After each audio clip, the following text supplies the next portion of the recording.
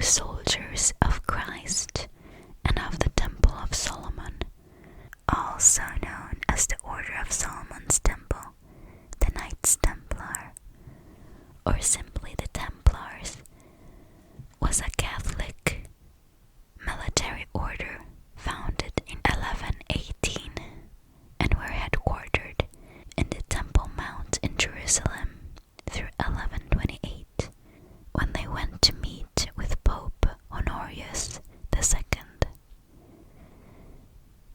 They were recognized in 1139 by the papal bull Omnidatum Optimum of Pope Innocent II. The order was active until 1312, when it was perpetually suppressed by Pope Clement V by the bull Vox in Excelso. The Templars became a favored charity throughout Christendom and grew rapidly in membership and power.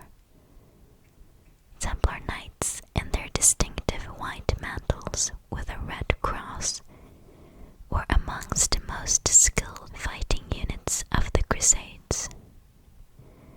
They were prominent in Christian finance, non-combat members of the order, who made up as much as 90% of their members, managed a large economy infrastructure throughout Christendom.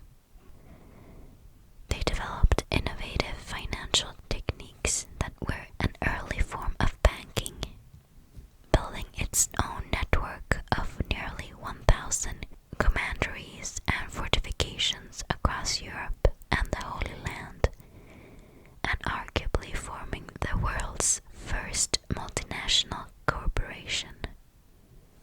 The Templars were closely tied to the Crusades. When the Holy Land was lost, support for the order faded. Rumors about the Templars' secret initiation ceremony created distrust, and King Philip IV of France, while being deeply indebted to the order, took advantage of this distrust to destroy them to erase his debt. On Friday, the 13th of October, 1307, he had many of the order's members in France arrested, tortured, into giving false confessions, and burned them at the stake. Pope Clement V disbanded the order in 1312 under pressure from King Philip. The abrupt reduction in power of a significant group in European society gave rise to speculation, legend, myth, and legacy throughout the ages. After the Franks in the First Crusade captured Jerusalem from Muslim conquerors in 1099, many Christians made pilgrimages to various sacred sites in the Holy Land. Although the city of Jerusalem was relatively secure under Christian control, the rest of Outremer was not. Bandits and marauding highwaymen preyed upon these Christian pilgrims, who were routinely slaughtered, sometimes by the hundreds, as they attempted to make the journey from the coastline at Jaffa through to the interior of the Holy Land. In 1119, the French knight Hugh de Payens approached King Baldwin II of Jerusalem and Varmont, Patriarch of Jerusalem, and proposed to creating a monastic order for the protection of these pilgrims. King Baldwin and Patriarch Varmont agreed to the request, probably at the Council of Nablus in January 1120, and the king granted the Templar a headquarter in a wing of the royal palace on the Temple Mount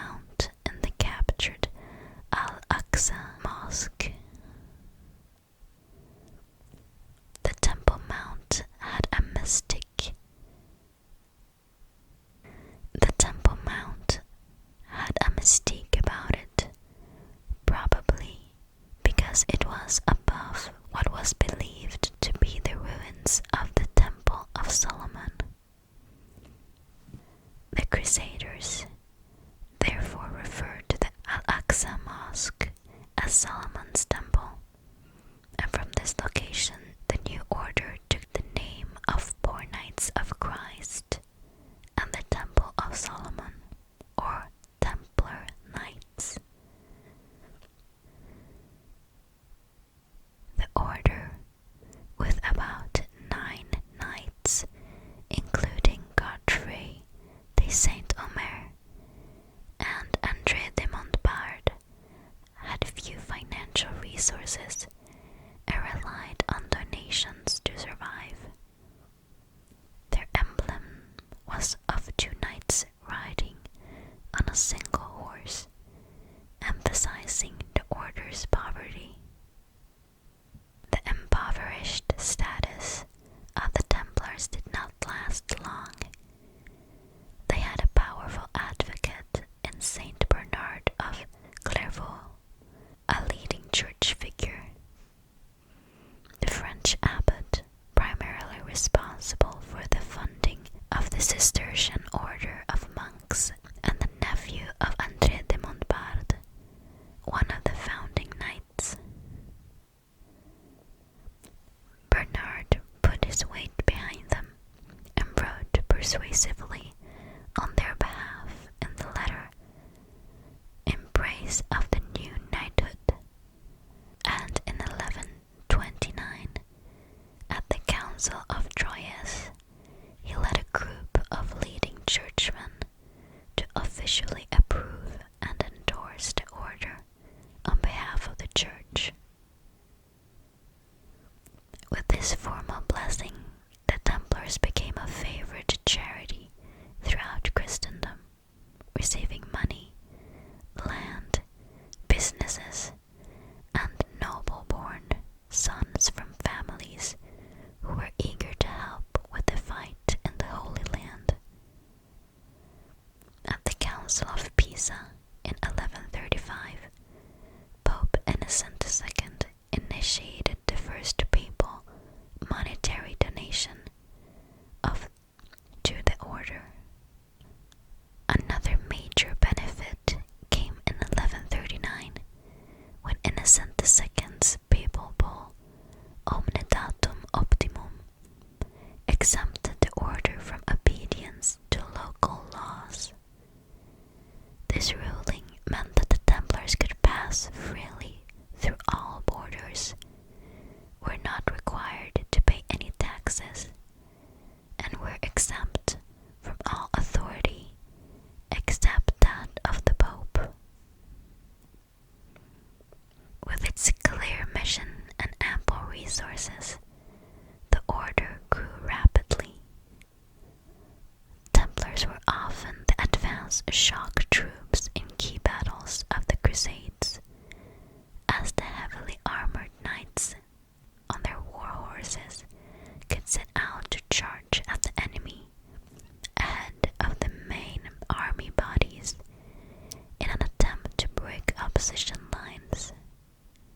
On one of their most famous victories in 1177, during the Battle of Montgisard, where some 500 Templar knights helped several thousand infantry to defeat Saladin's army of more than 26,000 soldiers.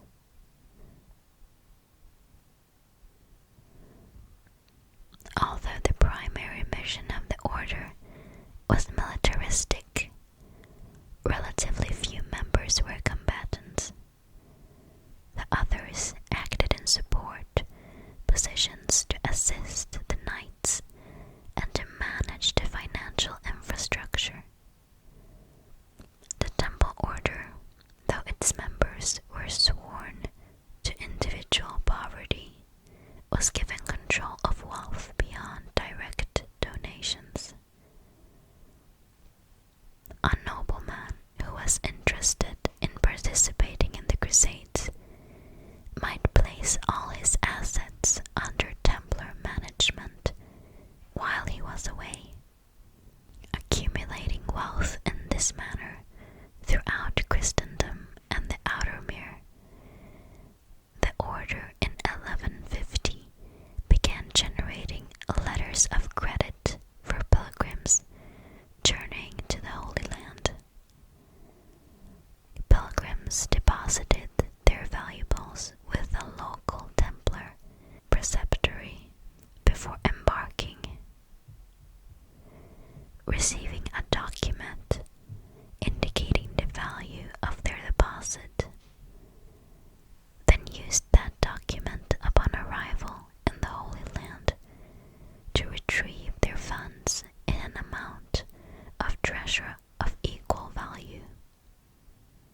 This innovative arrangement was an early form of banking and may have been the first formal system to support the use of checks.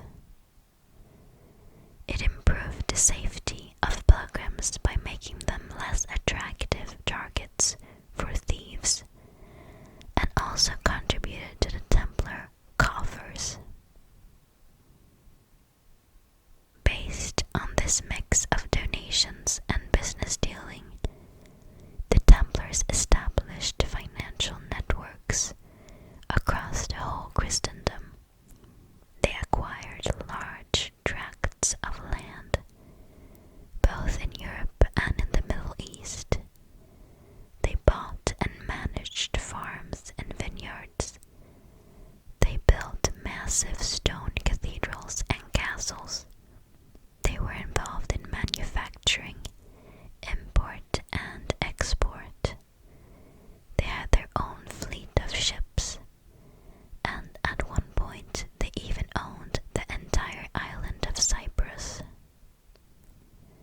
The Order of the Knights Templar arguably qualifies as the world's first multinational corporation.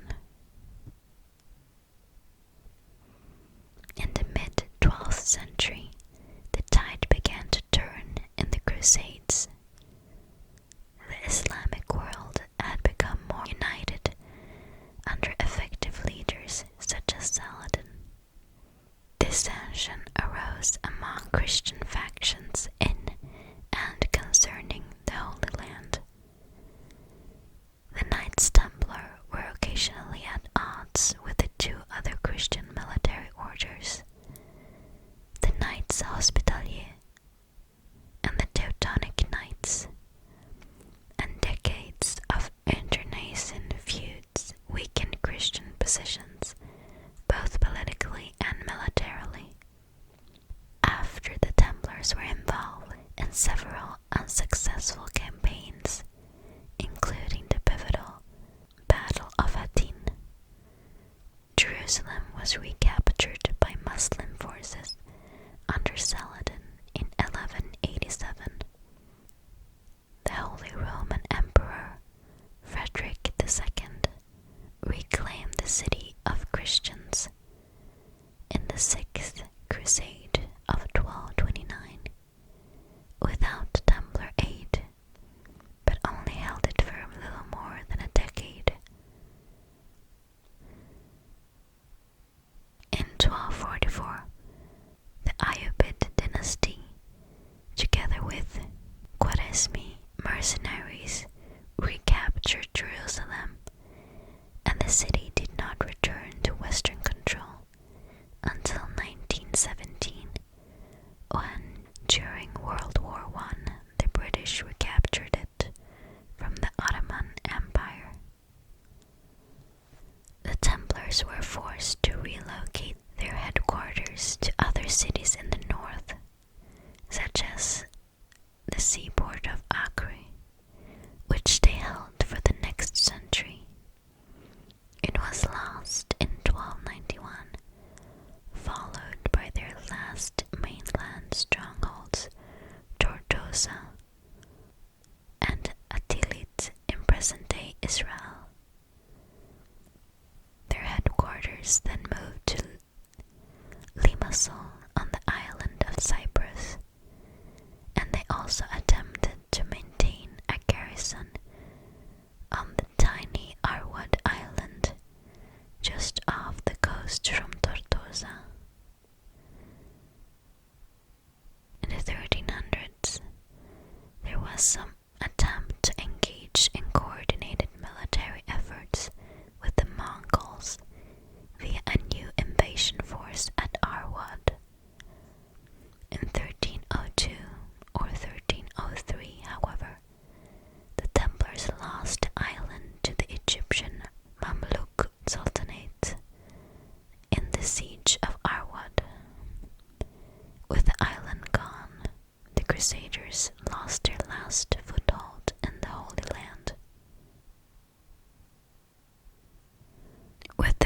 Templars' military mission now less important, support for the organization began to dwindle.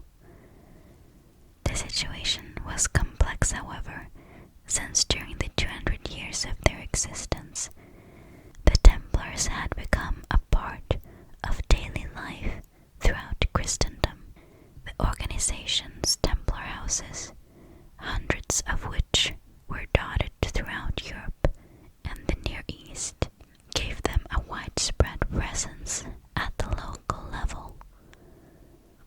The Templars still managed many businesses, and many Europeans had daily contact with the Templar network, such as by working at a Templar farm or vineyard, or using the order as a bank in which to store personal valuables. The order was still not subject to local government, making it everywhere a state within a state. Its standing army, though it no longer had a well-defined mission, could pass freely through all borders.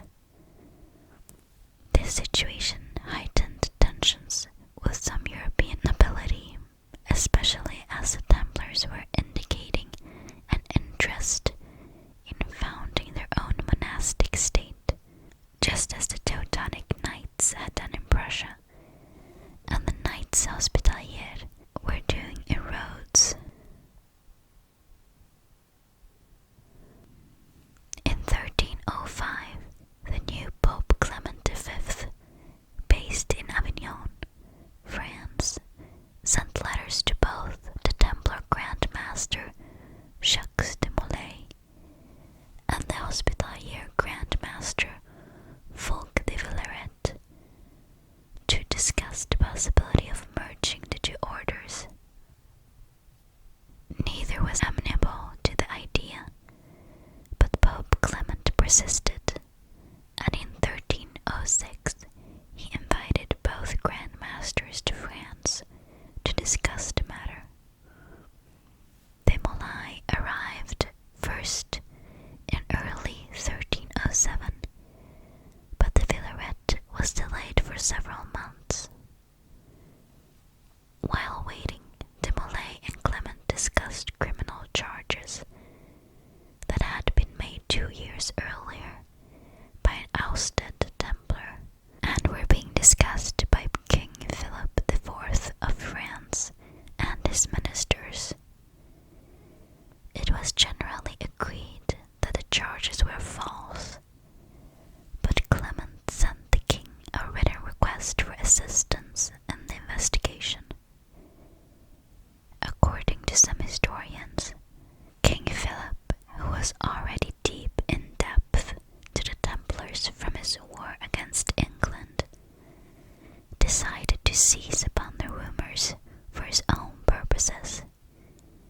He began persuading the church to take action against the order as a way of freeing himself from his depth. At dawn on Friday the 13th, October 1307, a date sometimes incorrectly linked with the origin of Friday the 13th superstition, King Philip IV ordered de Molay and scores of other French Templars to be simultaneously arrested. The arrest warrant stated with the words, "God is not pleased, we have enemies of the faith in the kingdom." Claims were made that during Templar admissions ceremonies, recruits were forced to spit on the cross, deny Christ, and engage in indecent kissing. Brethren were also accused of worshipping idols, and the order was said to have encouraged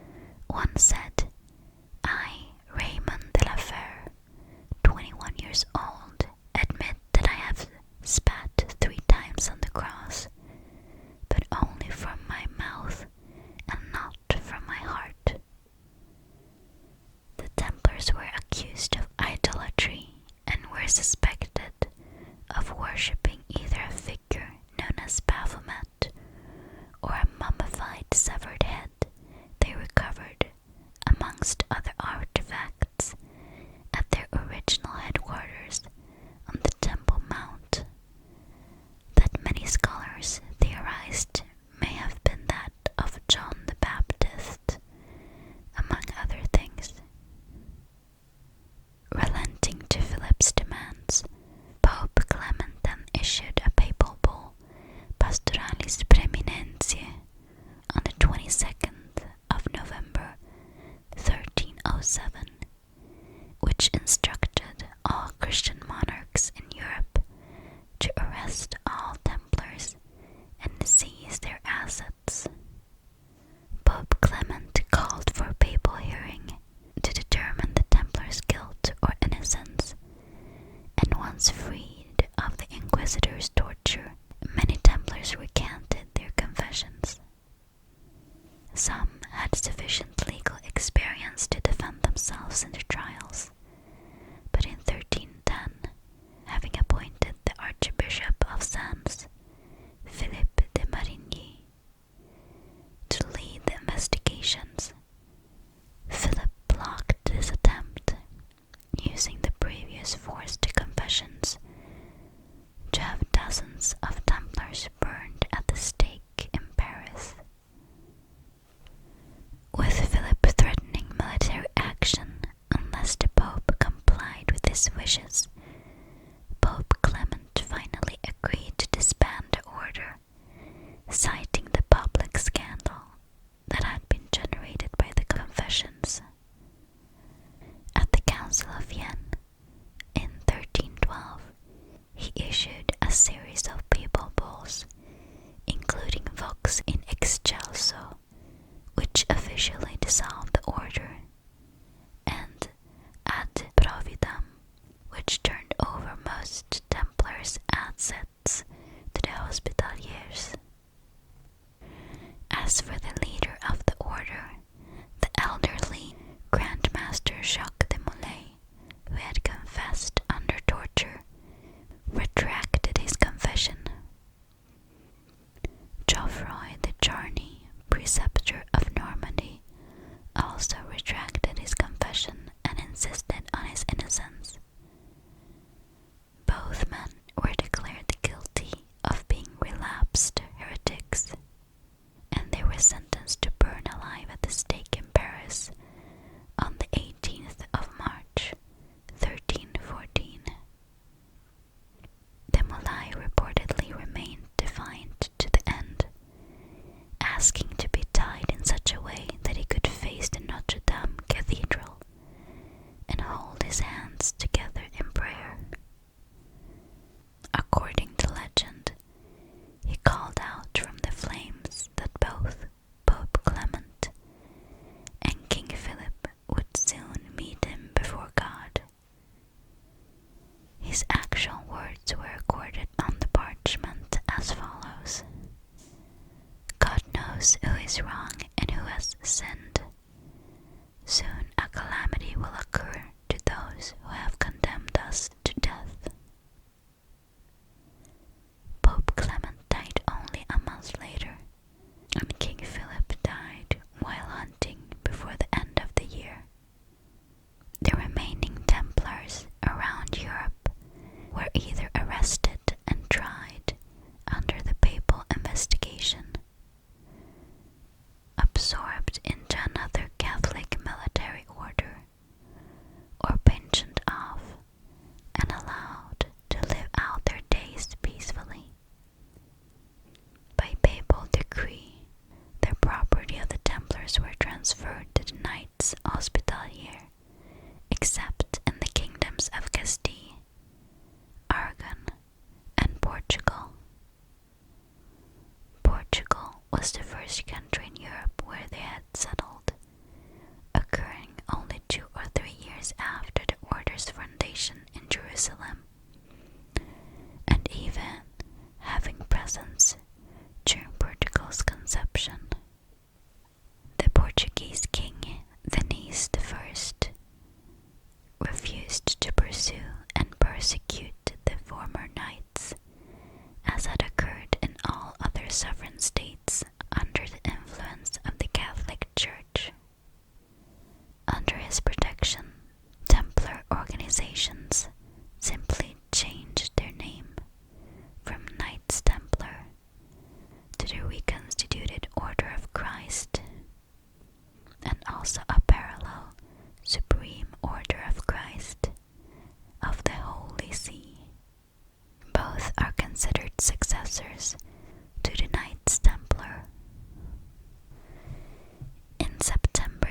2001, a document known as the Chinon Parchment, dated 17th or 20th August 1308, was discovered in the Vatican secret archives by Barbara Frail, apparently after having been filed in the wrong place in 1628.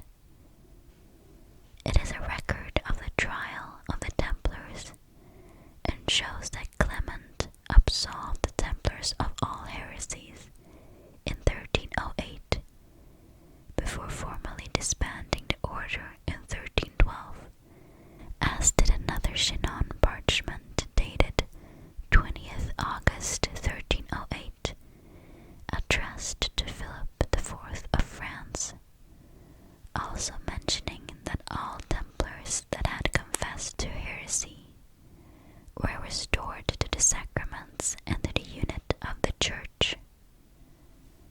This other Chinon Parchment had been well known to historians, having been published by Etienne Balouse in 1693 and by Pierre Dupuy in 1751.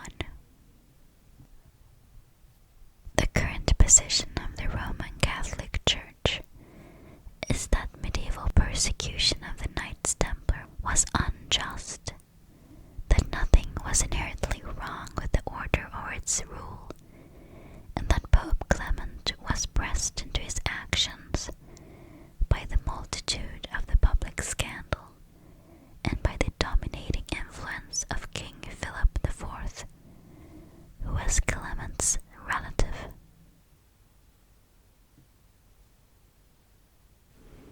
The Templars were organized as a monastic order similar to Bernard's Cistercian order, which was considered the first effective international organization in Europe.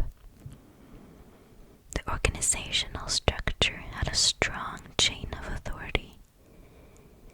Each country with a major Templar presence had a master of the order for the Templars in that region. All of them were subject to the Grand Master, appointed for life, who oversaw both the order's military efforts in the east and their financial holdings in the west. The Grand Master exercised his authority via the Visitors General of the order, who were knights specifically appointed by the Grand Master and Convent of Jerusalem to visit the different provinces, correct malpractices, introduce new regulations, and resolve important disputes. The Visitors General had the power to remove knights from office and to suspend the master of the province concerned. No precise number exists, but it is estimated that at the order's peak there were between 15,000 and 20,000 Templars, of whom about a tenth were actual knights. There was a threefold division of the ranks of the Templars: the noble knights, the non-noble sergeants, and the chaplains. The Templars did not perform knighting ceremonies, so any knight wishing to become a Knight Templar had to be a knight already. They were the most visible branch of the order and wore the famous white mantles to symbolize their purity and chastity. They were equipped as heavy cavalry with 3 or 4 horses and 1 or 2 squires. Squires were generally not members of the order, but were instead outsiders who were hired for a set period of time. Beneath the knights in the order, and drawn from non-noble families, were the sergeants. They brought vital skills and traits from blacksmiths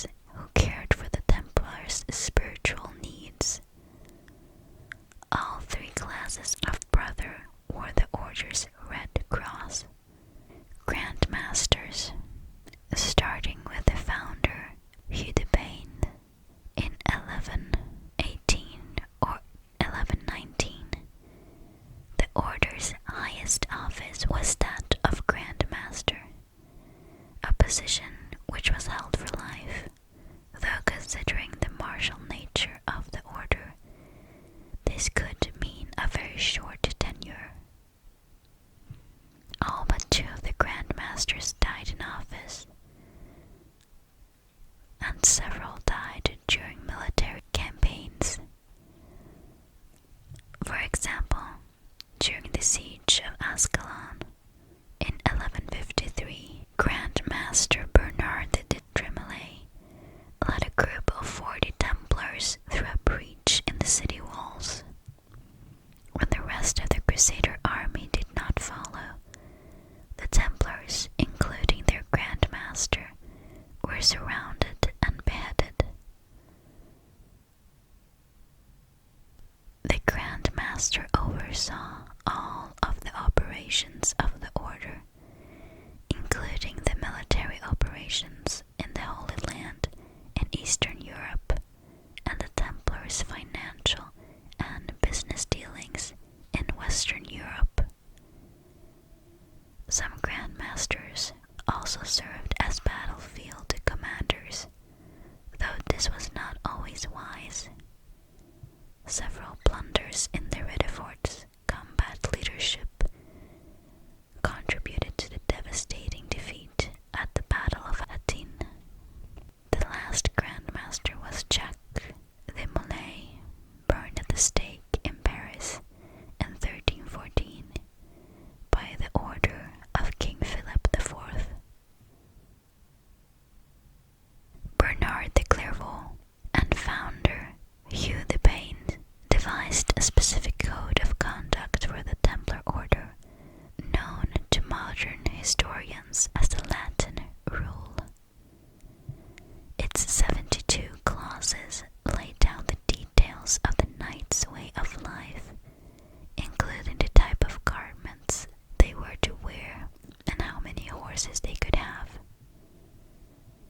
Knights were to take their meals in silence, eat meat no more than 3 times per week, and not have physical contact of any kind with women, even members of their own family. A master of the order was assigned 4 horses and 1 chaplain brother, and 1 clerk with 3 horses, and 1 sergeant brother with 2 horses, and 1 gentleman valet to carry his shield and lance with 1 horse. As the order grew, more guidelines were added, and the original list of 72 clauses were expanded to several hundred in its final form. The knights wore a white surcoat with a red cross and a white mantle, also with a red cross. The sergeants wore a black tunic with a red cross on the front and a black or brown mantle. The white mantle was assigned to the Templars at the Council of Troyes in 1129, and the cross was most probably added to the robes at the launch of the Second Crusade in 1147, when Pope Eugenius III, King Louis VII of France, and many other notable attended a meeting at the French Templars at their headquarters near Paris. Under the rule, the knights were to wear a white mantle at all times. They were even forbidden to eat or drink unless wearing it. The red cross that the Templars wore on their robes was a symbol of martyrdom, and to die in combat was considered a great honor that assured a place in heaven. There was a cardinal rule that the warriors of the order should never surrender unless the Templar flag had fallen, and even then they were first to try to regroup with another of the Christian orders, such as that of the Hospitaliers. Only after all flags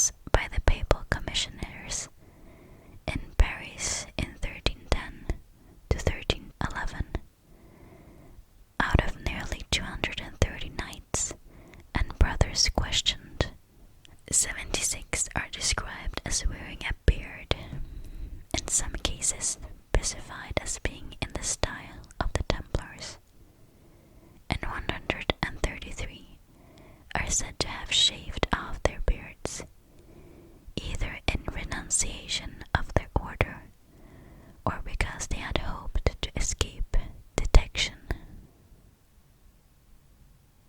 Initiation, known as receptio, into the order was a profound commitment and involved a solemn ceremony. Outsiders were discouraged from attending the ceremony, which aroused the suspicions of medieval inquisitors during the later trials. New members had to willingly sign over all of their wealth and goods to the order and take vows of poverty, chastity, piety, and obedience. Most brothers joined for life, although some were allowed to join for a set period. Sometimes a married man was allowed to join if he had his wife's permission, but he was not allowed to wear the white mantle. With their military missions and extensive financial resources, the Knights Templar founded a large number of building projects around Europe and the Holy Land. Many of these structures are still standing. Distinctive architectural elements of Templar buildings include the use of the image of two knights on a single horse, representing the knight's poverty, and round buildings designed to resemble the Church of the Holy Sepulchre in Jerusalem. The Knights Templar were dismantled in the roles of the Catholic Church in 1309. Following the suppression of the order, a number of Knights Templar joined the newly established Order of Christ, which effectively reabsorbed the Knights Templar and its properties in 1319 AD, especially in Portugal.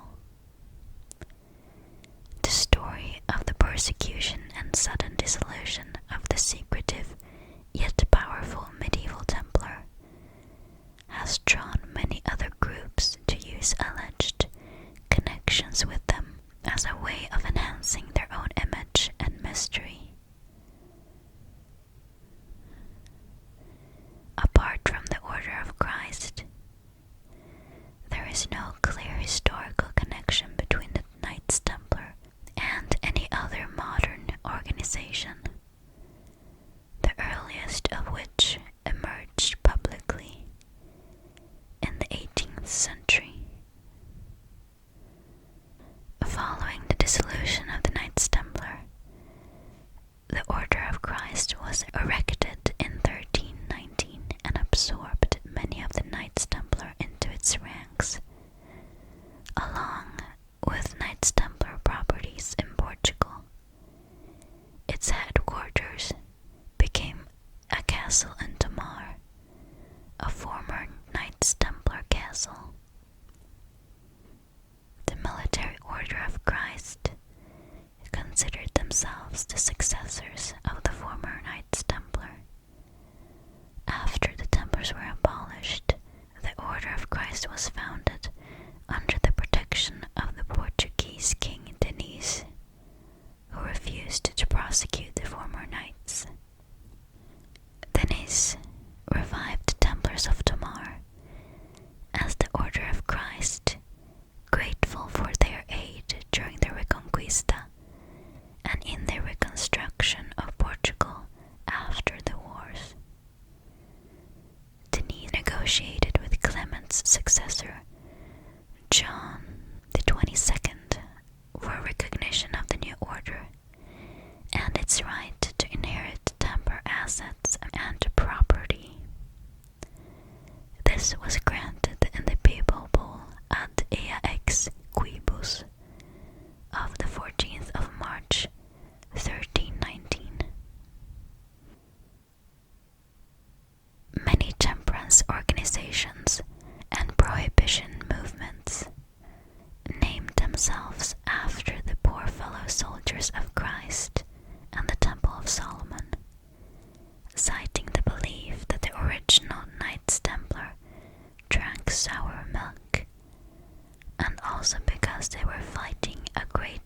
crusade against this terrible vice of alcohol. The largest of these, the International Order of Good Templars, IOGT, grew throughout the world after being started in the 19th century and continues to advocate for the abstinence from alcohol and other drugs. Other orders in this tradition include those of the Templars of Honor and Temperance, which has a large presence in Scandinavia. Freemasonry has incorporated the symbols and rituals of several medieval military orders in a number of Masonic bodies since at least the 18th century. This can be seen in the Red Cross of Constantine, inspired by the military Constantinian Order, the Order of Malta, inspired by the Knights Hospitalier, and the Order of the Temple, inspired by the Knights Templar. The Orders of Malta and the Temple feature prominently in the York Rite. One theory on the origin of Freemasonry reclaims direct descent from the historical Knights Templar through its final 14th century members, who were thought to have taken refuge in Scotland and aided Robert the Bruce in his victory in Bannockburn. This theory is usually rejected by both Masonic authorities and historians,